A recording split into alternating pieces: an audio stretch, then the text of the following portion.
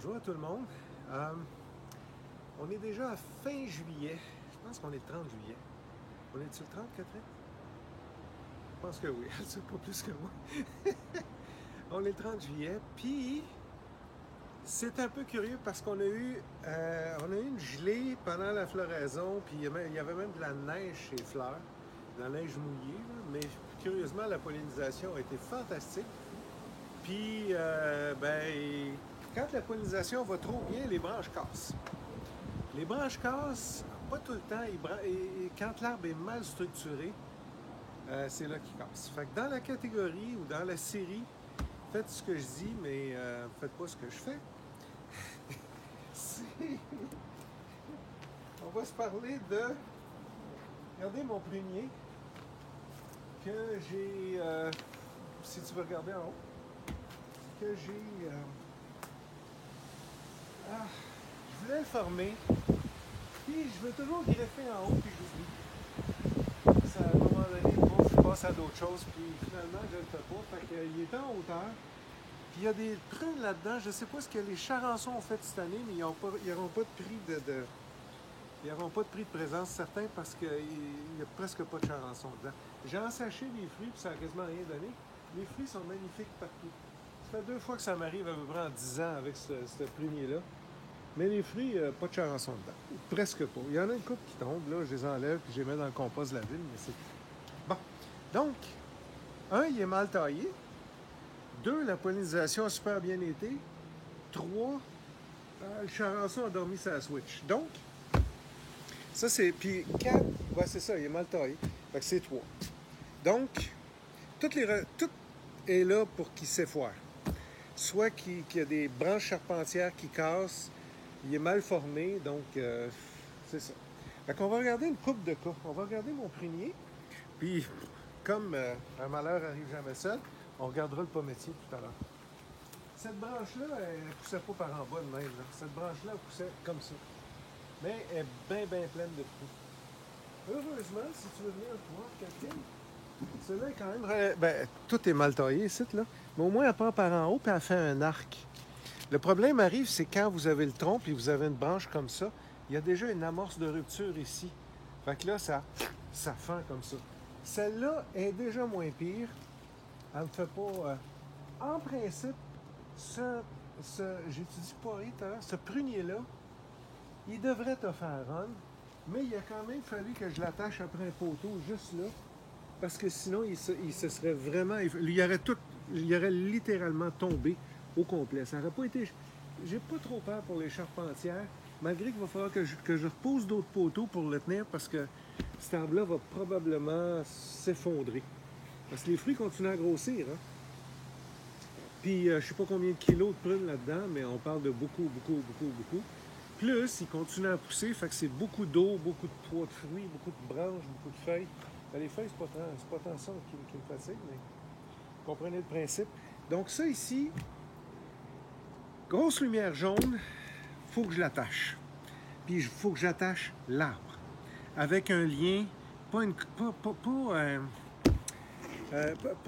la broche ou quelque chose qui pourrait couper l'écorce, là, puis le cambium. C'est vraiment, il faut que je l'attache solide là, avec un lien comme... idéalement, là, une vieille tripe de bicyclette, là, une chambre à air de bicyclette, ça c'est parfait.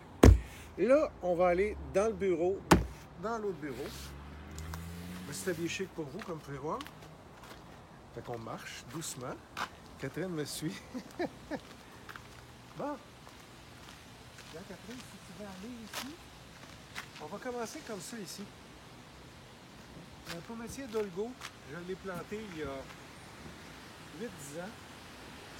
Il pousse vraiment bien. Il n'y a pas de mouche de la pomme là-dedans, curieusement, parce qu'il y a de la mouche de la pomme en arrière.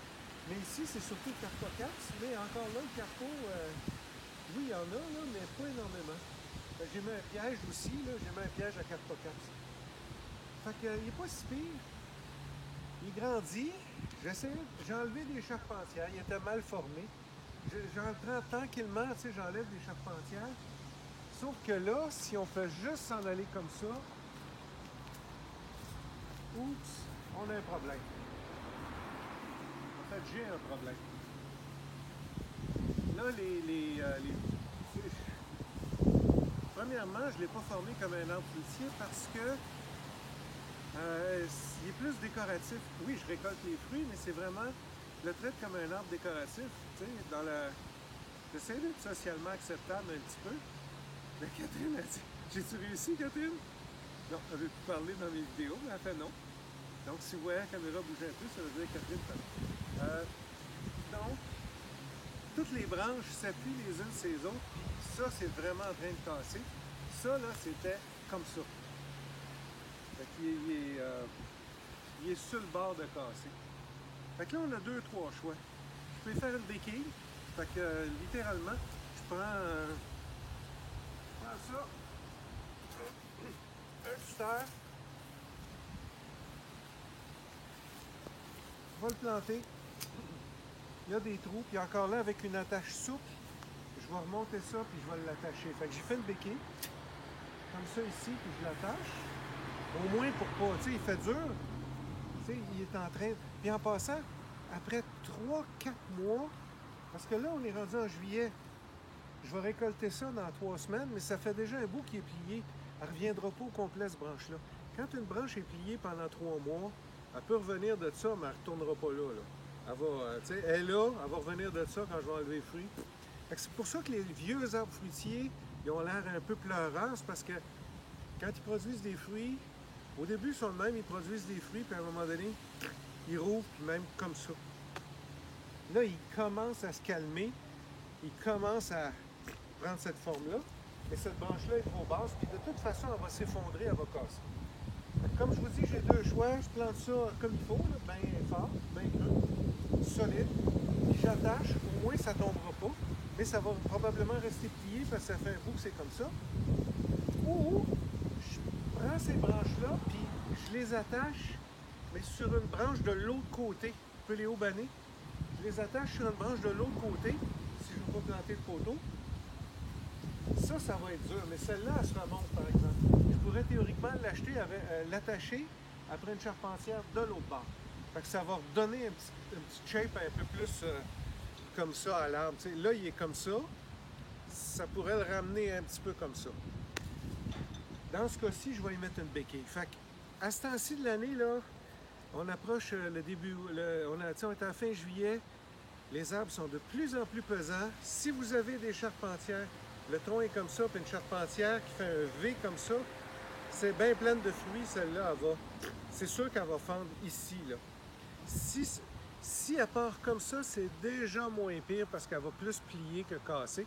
Mais comme ça, c'est pour ça qu'on ne veut pas d'arbres formés comme ça parce qu'ils fondent, en gros. Là. Puis un arbre, mettons un érable, il n'y a pas de fruits, mais ça, c'est les arbres fruitiers, ben il y a toujours le poids additionnel des fruits qui peuvent causer des problèmes. Fait que surveillez vos arbres, regardez s'ils peuvent pencher aussi en passant. Ils peuvent carrément sacrer le camp s'ils ne sont pas assez bien enracinés.